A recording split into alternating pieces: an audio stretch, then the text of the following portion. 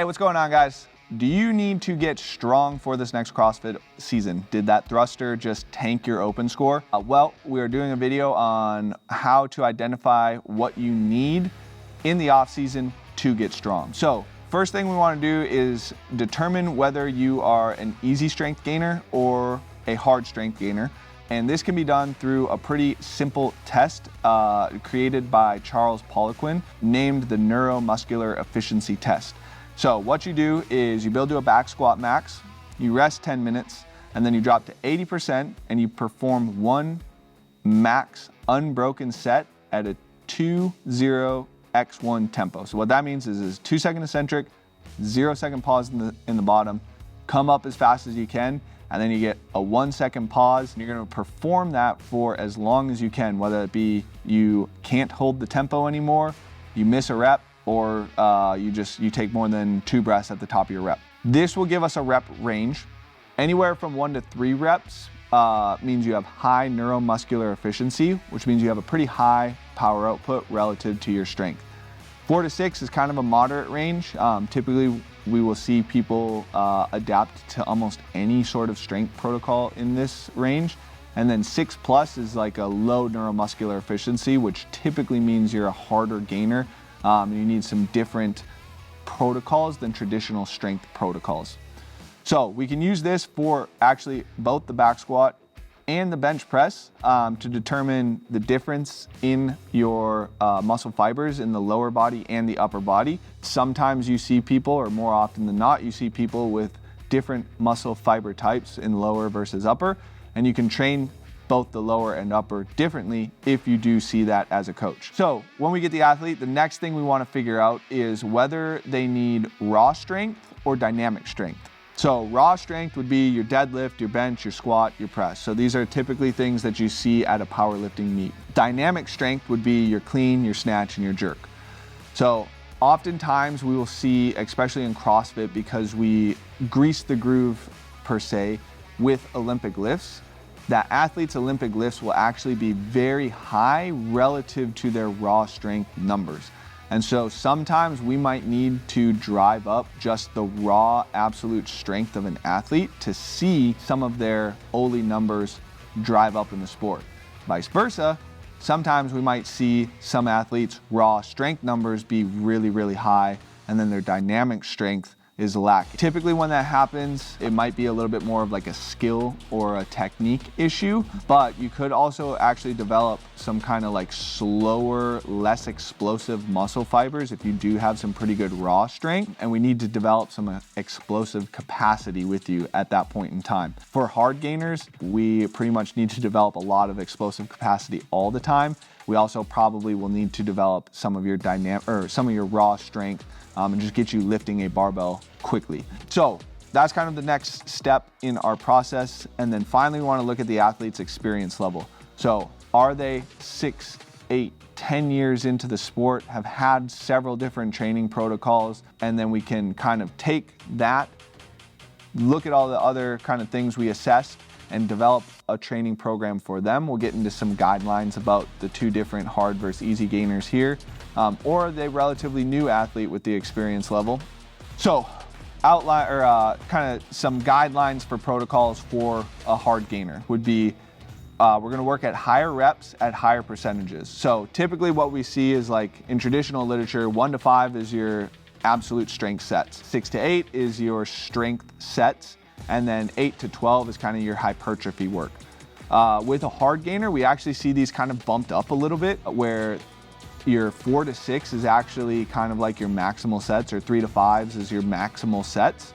And then your 8 to 10s, or 6 to 10 even, is more of your strength sets. And then 12 to 15 is kind of like your quote unquote hypertrophy work. We go back to the neuromuscular efficiency test. You can lift 80% for 10 reps. You can lift at a higher percentage of your 1RM and kind of get away with some higher intensity, higher volume. So what we typically like to do with an athlete like this is develop their 5 RMs and 3 RMs versus their 1 RM.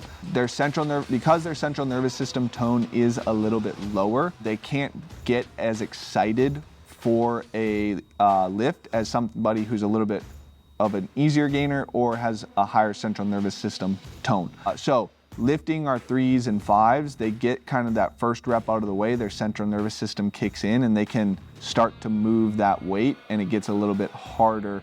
It will get a little bit harder each rep, but now they're eliciting more and more contractile fibers because their central nervous system is ramping up now. As well, if you do want to go for a 1RM with an athlete like this, typically they will lift better doing something like an EMOM or an every 2 minutes or something like that, getting them on a clock, getting them sweating a little bit more, getting them moving a little bit more. You can start to see their central nervous system turn on again, getting a little bit more excited, able to recruit more muscle fibers. So the other things that we want to keep in mind is they will pretty much always have a year-round strength protocol.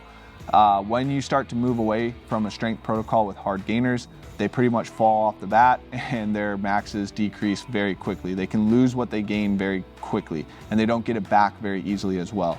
So keeping touches on strength throughout the course of the year is very important for these individuals. The next thing we have, and this is a common theme that we kind of use as our philosophy on strength, is find the kink in the armor and perform accessory movements for it. So if you're unilaterally imbalanced, we do a lot of unilateral work. If your abdominal wall is weak in your squat because you have a long torso and you get pushed forward a lot, we do a lot of abdominal work. If you also have a long torso and your posterior chain's weak, we do a lot of posterior chain work to pull off the ground easier. So we try and look for what the kink in the armor is and do a lot of accessory work for whatever that weakness area is. For easy gainers, pretty much all you have to do is lift weights. It's a little bit more complex than that, but you guys, as long as you're getting the strength stimulus, you should adapt pretty well to strength. Typical strength progressions work pretty well.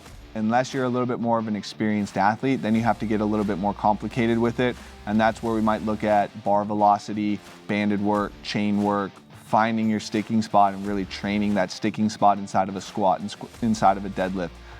Getting more explosive on your snatch, diving into technique a little bit more. You might need a little bit more of that year-round for your strength work versus traditional strength progressions, unless you aren't at a level that you can play the game, and then we need to put you on a traditional strength protocol.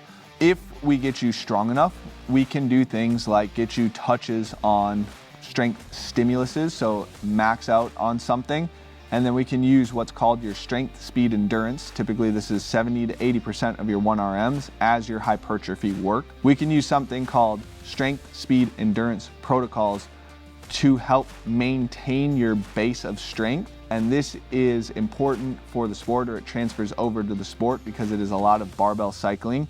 It is a lot of squat clusters or deadlift clusters as we would call them. It is basically just a lot of barbell work at a 60, 50 to 80% range. So some of the easy gainers might see hypertrophy work off of this, but they'll also see some strength gains off of this and some strength maintenance off of this. And then as long as you're throwing in that one central nervous system touch 1 or 2 times a week, we have a pretty good strength protocol for an easy gainer just doing work like this. For these individuals, you likely don't need as long of a strength progression. We can probably get away with a 3 to 4 month progression and see some pretty significant strength gains for the sport, and then move on to a different priority in the season. Again, we also want to find the kink in the armor and perform accessory works for individuals like these. Getting an easy gainer's abdominal wall stronger can shoot up their back squat and or their front squat another 20 pounds. So finding the kink in the armor really helps these individuals because more often than not, the working components are strong enough. It's that small little accessory component or kink in the armor that is causing them to not progress on their lifts. So as we talked about in the aerobic video, it is not super easy to just throw a program at somebody and be like, here, adapt to this. We kind of live in the individualized programming realm because every athlete is different. As we kind of discussed here, there's 2 different types of athletes that respond very differently to strength protocols. Your hard gainer is likely going to have a lot of bodybuilding year round. They're going to have a strength progression year round, whereas the easy gainer just needs really the central nervous system touches and then maybe some odd movements depending on the experience level of the athlete. And they don't have to follow a strength progression year round. They get their strength back pretty quickly. So with that being said, it isn't as simple as just following a program. That can work for you, especially if you're at a newer ability level, but we kind of believe in the individualized approach and getting athletes to do what works best for them. And through assessments, we can figure out exactly what that is and prescribe that for the athlete. Incorporating all of this, especially the sport, aerobic training, what the priorities are, is very complicated, and it helps to have a coach looking over your program to deliver this for you. So if you guys are looking for some help, you guys have questions on anything, please reach out to us. We would love to be able to answer some questions for you, but hopefully this gives you guys an idea of kind of like what we're looking for strength-wise and what we're looking for assessment-wise with our athletes. Maybe it can help you apply, but if you want some help with it, feel free to reach out.